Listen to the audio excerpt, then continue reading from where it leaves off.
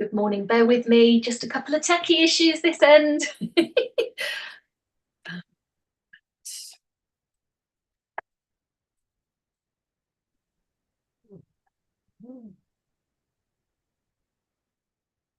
Talk between yourselves. I think it's always quite refreshing when you know that other people have tech issues as well, isn't it? There's going live or doing anything on Zoom, heart in your mouth and praying that everything goes right and your internet is stable. Absolutely. I managed to do some of my best content with the microphone switched off once. So it's, Oh. I was really proud of how it was going and how it was flowing, and then realised no one could hear me. So Yeah. I think we've all been there and done it and got the t-shirt at some point like that, haven't we? So Martin, I know I think you're over in Switzerland, aren't you? Have you got nice weather, warm or... glorious. We've actually got today it's summer. Summer has I think last Friday it was summer as well, but then there was rubbish in between. And I'm not saying it's going to last. I think the weekend's going to be wet. But yeah, I have my arms out. I've almost got my legs out. Oh, whoa, careful. Yeah, no, it's still pretty grey and chilly here. I'd had to get a hot water bottle out last night because my feet were like ice. Wow. I thought we were going to rock and roll then. I thought that. Yeah, I thought so. She's got the screen up. How you doing, Natalie? Oh.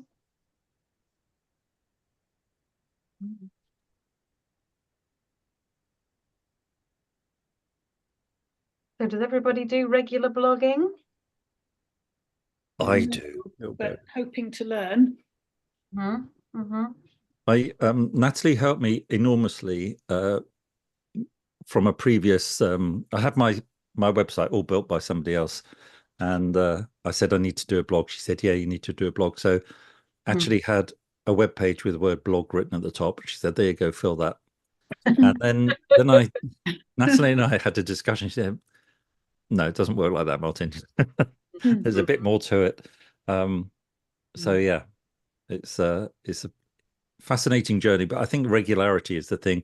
And I was posting newsletters on LinkedIn, but now I've decided at the same time slot to post a pointer, a bit of a newslettery thing, but pointing to the website and the blog to up the SEO stuff. Has it made a difference, Martin? Yeah, I think it has. And the Google, so the business is on Google as well, and they keep saying, you've got more people coming to the business through searches. So somewhere along the line, it's working, but it's a long haul. It doesn't happen overnight. No. I'd say exactly the same. You'd say the same, Tony, yeah? Yeah, you made me start blogging, and I actually really kind of like it now. Yeah. I'm walking around thinking, I'm going to say this. Oh, brilliant. I don't always get to it, but I have ideas forming in my head, when I go walking, and I need to get this out there. And they're usually political things, which I never post. But Tony, I think the thing that I've found that since I know I've got to, but actually want to write a blog, I start to listen to what other people are saying. And when we have conversations, what's the thing that's challenging them? You go, oh, there you go, there's my blog. Right. And if I'm stuck, Natalie said, well, what do you do? Explain what you do. So yeah, okay, I could have a little explainer blog this week. So yeah. And it's one thing that I've realized is that I go way too complicated. It's really important to just do it from very, very easily understandable, to have that in as well. Yeah. It's a good job we're talking about blogging today then, isn't it? Really good. Can I just check, can you see my audience screen or can you see my whole screen? Audience screen. Oh, fantastic. Okay, right. I'm so sorry for the delay. It's all been going on.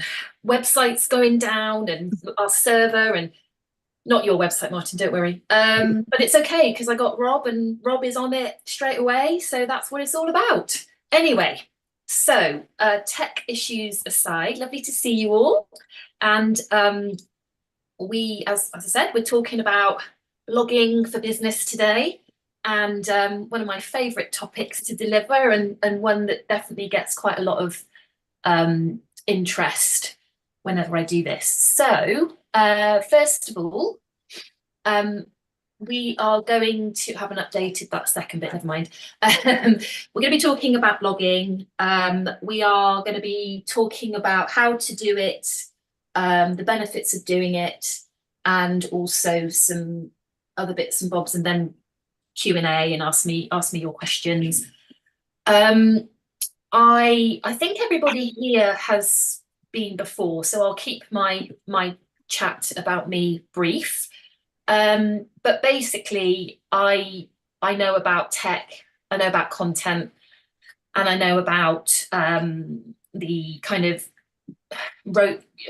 computery, techie, roboty side of things, as well as the most important bit, which is the human, and making sure that we get our marketing, our websites, our content aligned to both, because it's not just about traffic, it's about conversion as well, and it's about using our content to do the hard work for us when we're not working, but also being able to kind of get a real feel for who you are online, so that you're breaking down barriers when you then kind of connect and meet with people.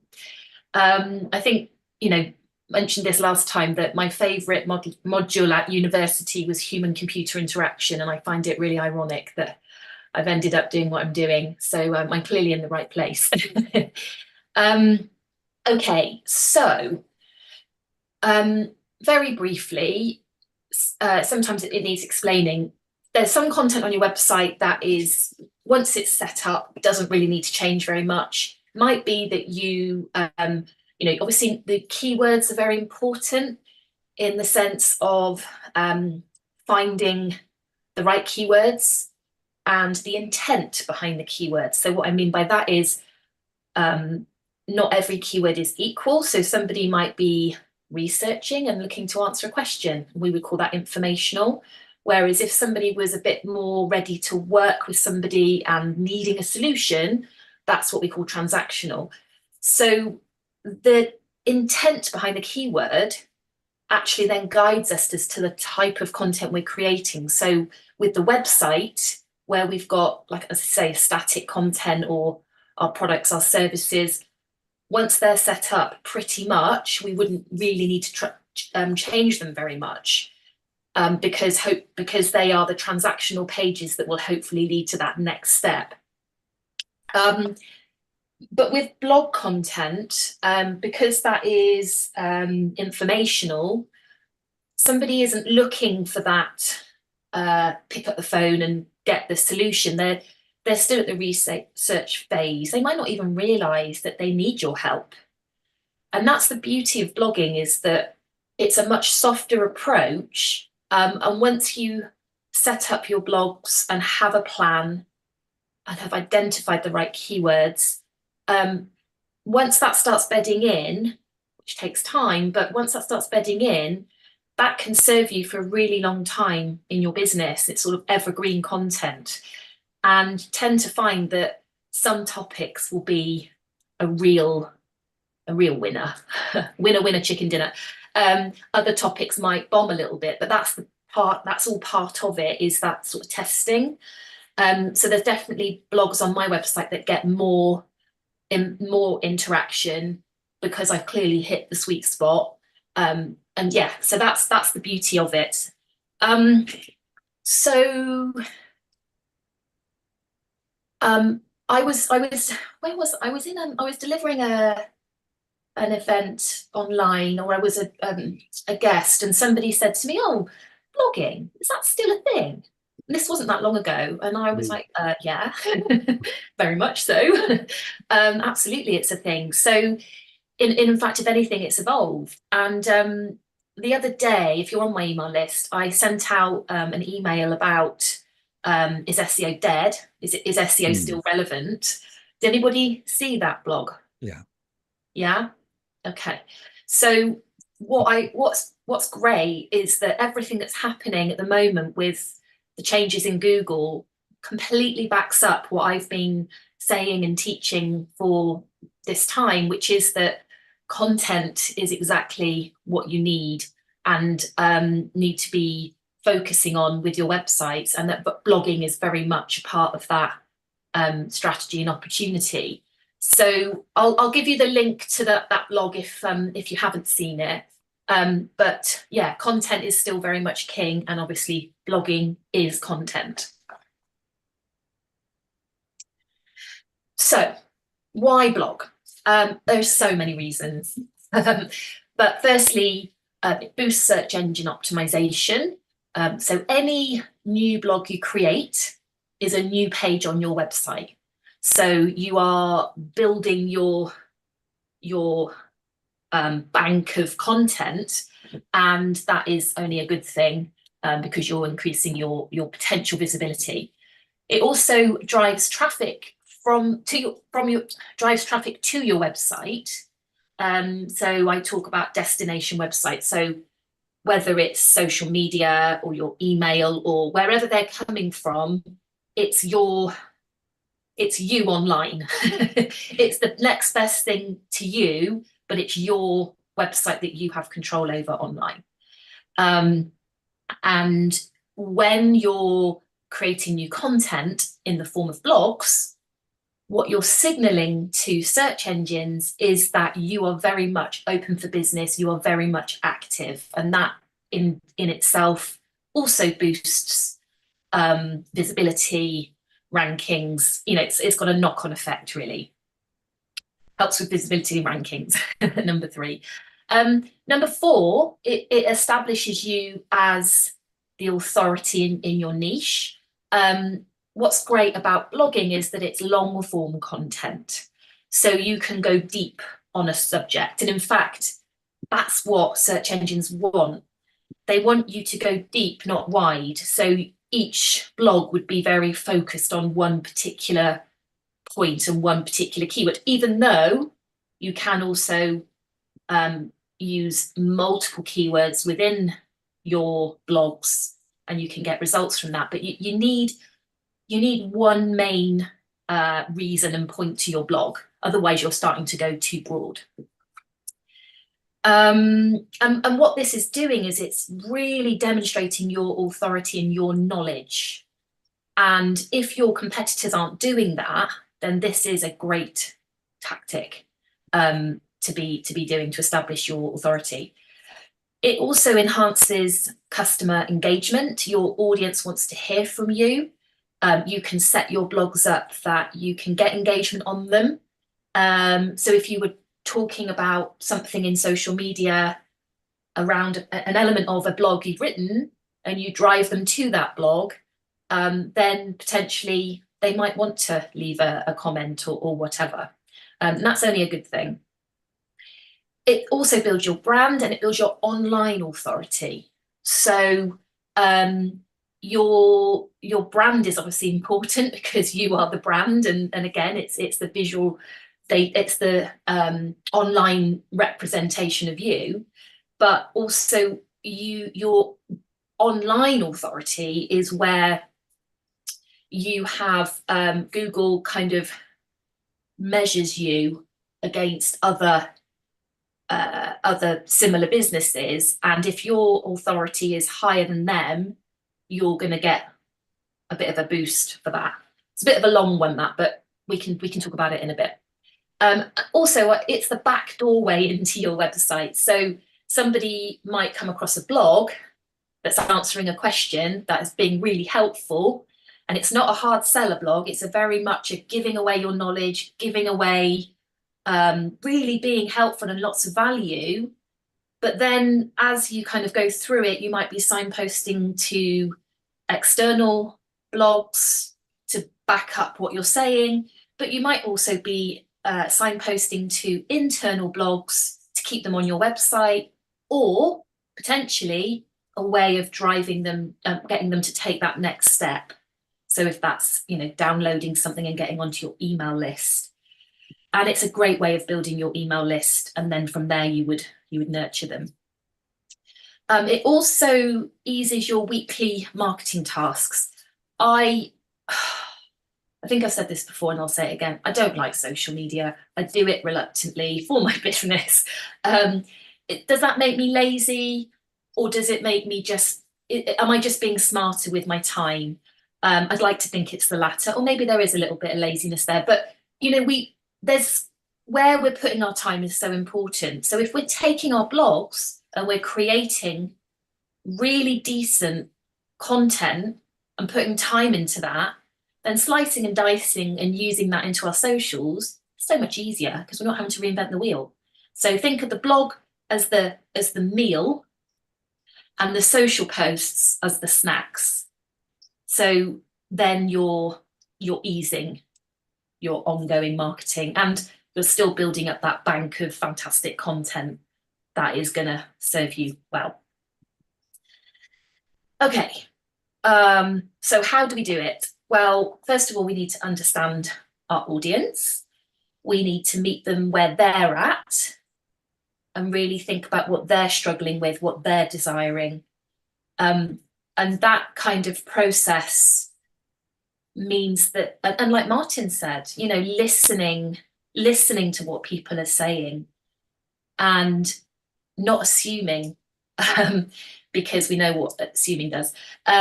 So then when you've got that intel, you've then got the opportunity to then start looking for keywords, looking for opportunities of the right topics, because you're hearing what people in your niche are asking for and are needing and where they're stuck. So then that informs the keyword research.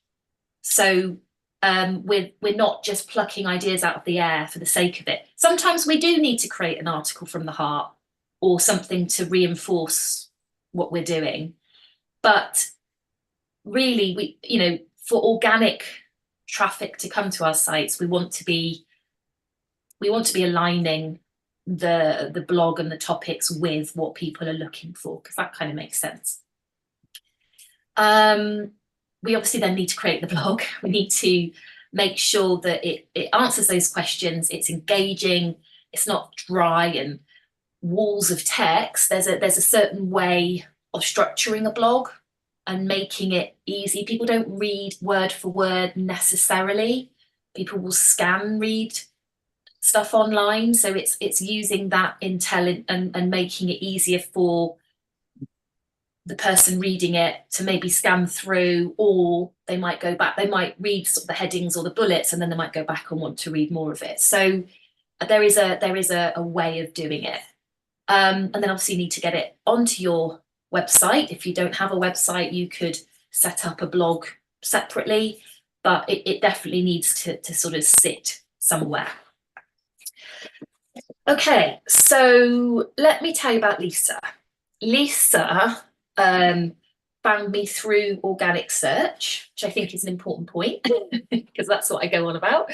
She went into Google. She's local to me, and she was looking to work with somebody to help her with her website content and to ease off. She was doing quite a lot of Google ads, and she knew that SEO was something that was worth investigating, but she didn't want to work with a business. She specifically said to me, I wanted to work with a freelancer. I wanted to work with one person.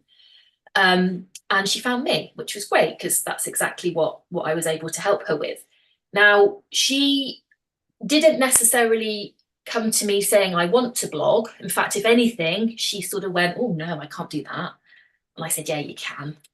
And she said, no, I can't. Anyway, long story short, she started to, she learnt the process. She learned the practical things to do. We found the right keywords, and we utilised ChatGPT to add an assistant, so that it's not you're not taking word for word what's being generated by AI, but you're using it as a little bit of guidance. And then I taught her how to kind of rewrite it in her tone, and she was so reluctant for so long. And then she almost got very excited about it, like Tony was saying. She got she kind of was quite enjoying it and was like churning out these blogs. And what have you done to me, Natalie? So very much a journey for Lisa.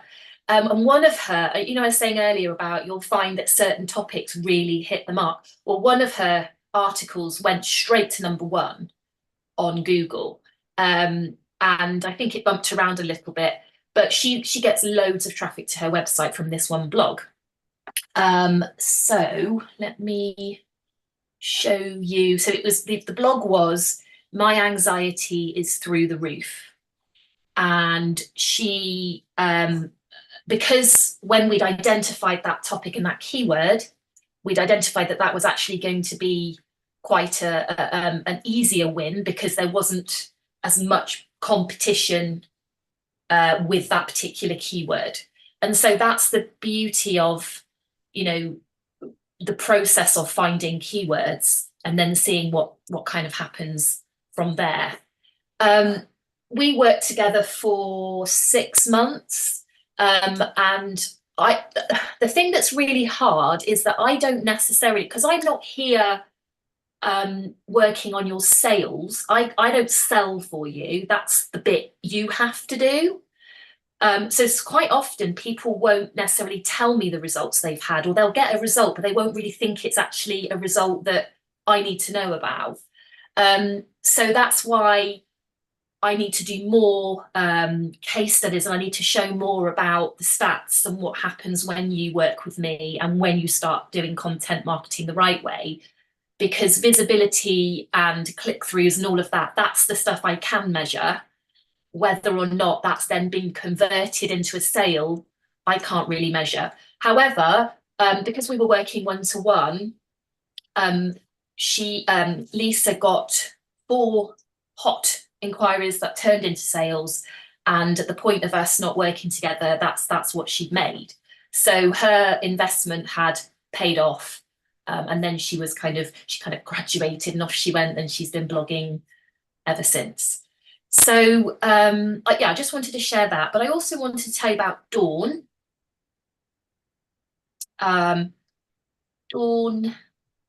So Dawn's been working with me probably about 18 months now, and her organic. So when I talk about like where your traffic comes from, you've got direct traffic where somebody knows about you, so they've put your name or your business name into Google and they found you. You've got referral traffic, which might be from social media, or it might be from your email, or it might be from a backlink or something. And then the one we want is the organic traffic, right?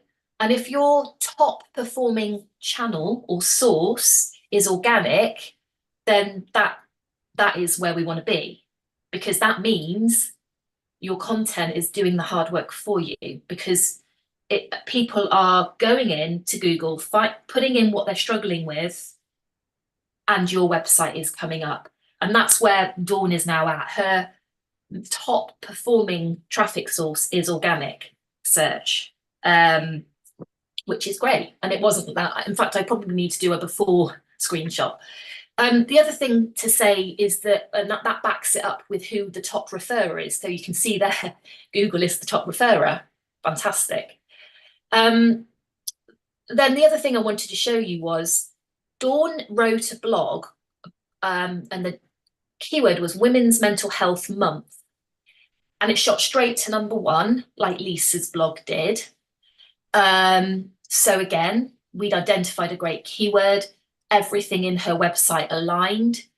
And then when I drilled down and went into analytics to look at that content, interestingly, if you look at the last column, average engagement time, the Women's Mental Health Month engagement wasn't as long as I would like to see. That's only 34 seconds. However, you can see some other content on there, particularly menopause symptoms age 60. That is who Dawn is targeting. And look how long someone has stayed on that content for. So that is a really good signal that what she's doing is working. And as I say, it's very hard for me to you know, I ask my members to, you know, tell me your results, tell me what you're doing, even if it's a little something's happened, please tell me. That's a bit, it's difficult. It's difficult. I haven't quite figured that bit out yet. But the point is, the results, you know, that data is there to back up what I'm saying. And yeah, I think that's good. Right. Questions. Anybody got any questions for me? Any thoughts? Any? Yeah, Natalie, is this something that we'll be going through together in due course, or is it a separate thing? Yeah, so it kind of, yes, is the answer. In fact, let me do my next slide, because actually this might help. So where I talk about this sweet spot of what I'm doing, of how I help businesses, one is that there's these three areas. One is the tech side, the platform piece, the website, where, you know, your web developer, that kind of thing. And then you've got your content piece and your messaging and your strategy. And then you've got the kind of ongoing search marketing piece. So I meet people mostly here in the tech, but sometimes I meet them in the content or the search. So it's sort of, now I know, Pat, that you actually, we've got a couple of little techie issues we're trying to get over at the moment. So once that has, yeah, then I'd be looking to kind of get you more of a strategy and more of a plan of action and really tightening up your messaging and that kind of thing.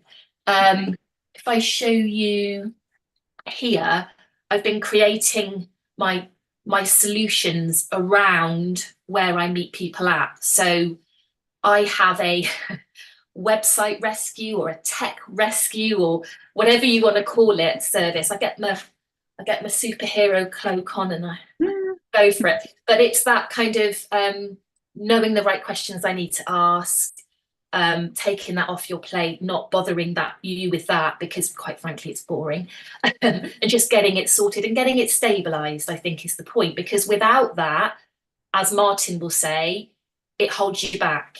You can't get to that next stage until that piece is sorted. And that's what I've seen so much, is that people are stuck and they don't really know why they're stuck, you know. So I could give you so many examples of people that I've helped in that respect.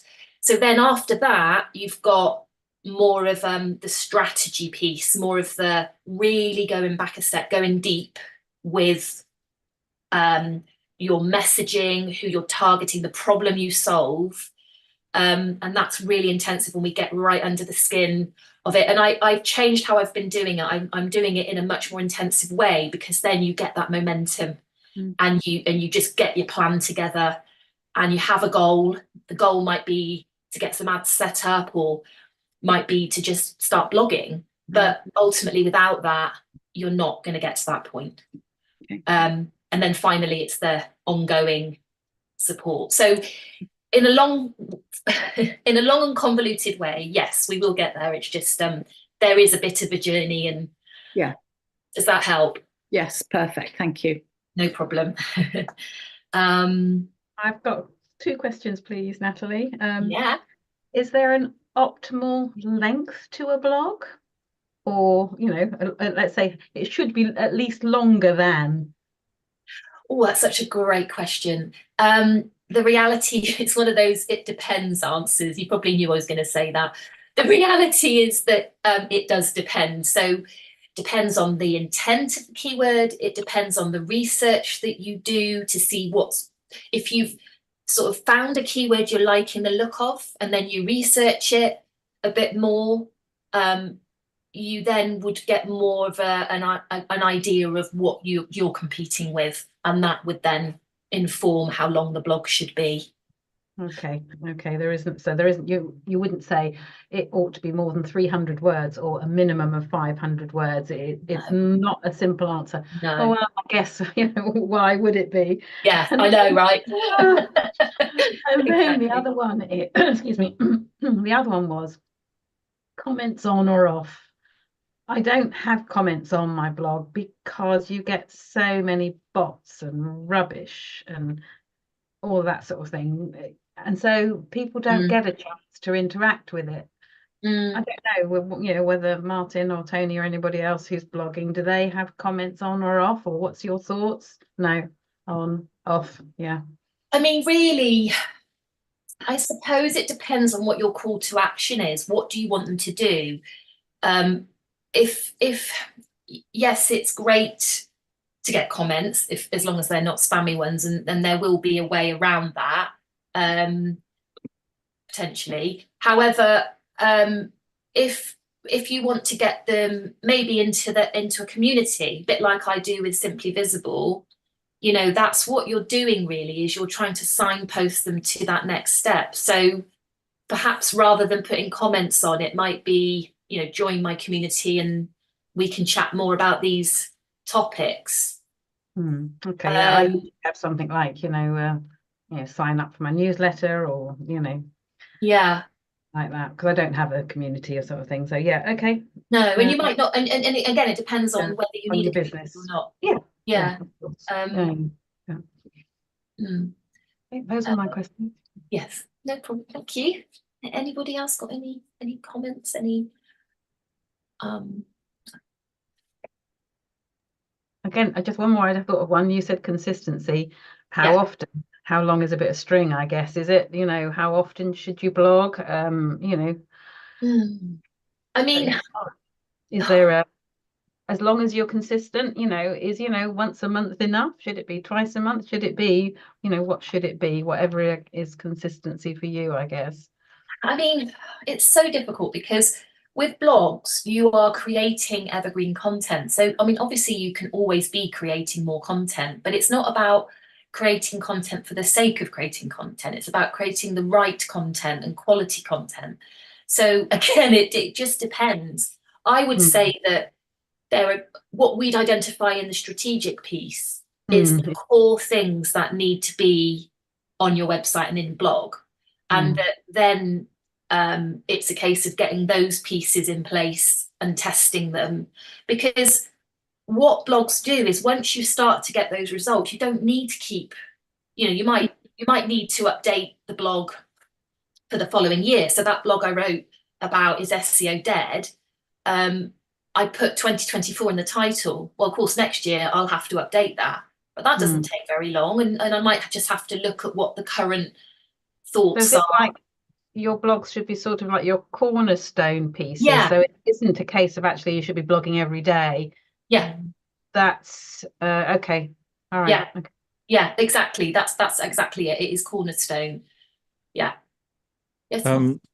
On that, I haven't actually got a question, but on that, I've kind of tied in posting on LinkedIn to publishing a blog. Yes. And consistency on LinkedIn is pretty important. So I do that once a week. So at the moment, I'm blogging once a week. And so I can repurpose that content.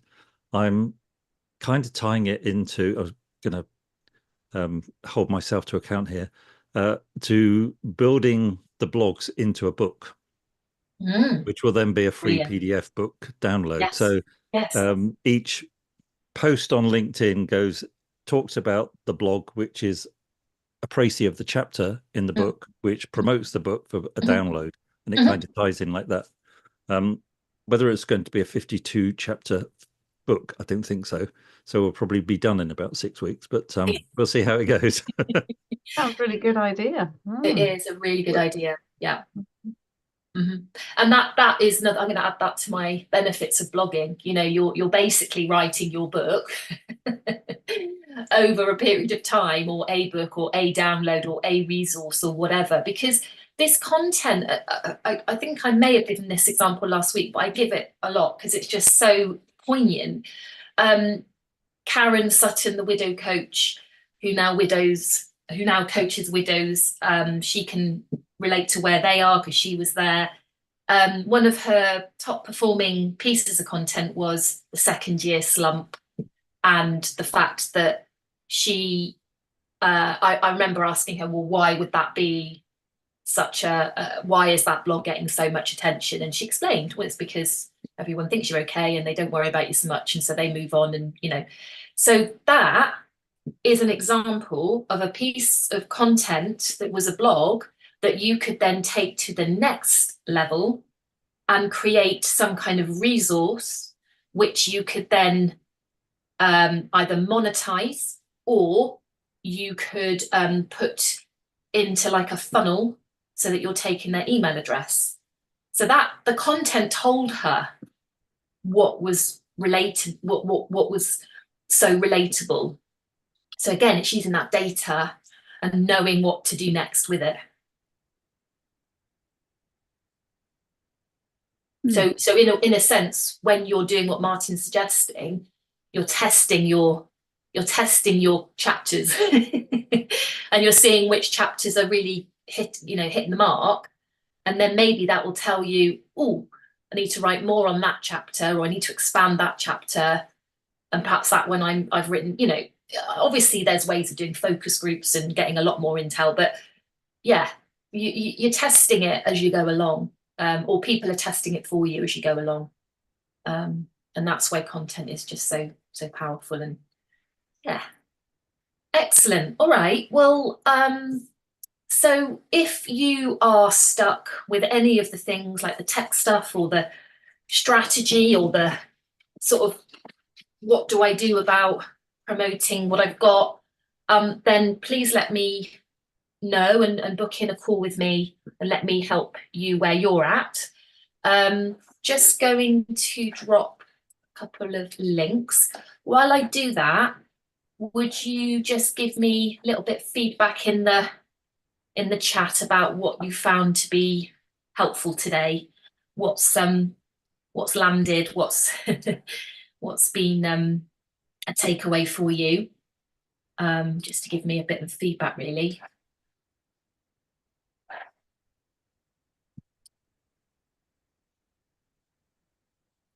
So excellent, Patricia, brilliant, good. More about the structure of the blog. Yes, good one, Martin. Don't pluck topics out. Yeah, absolutely. Because you'll end up just being a busy fool if you're just thinking, oh, what am I going to write this week? Actually, yeah, I want you to be really streamlining and utilizing your time, really. Okay, so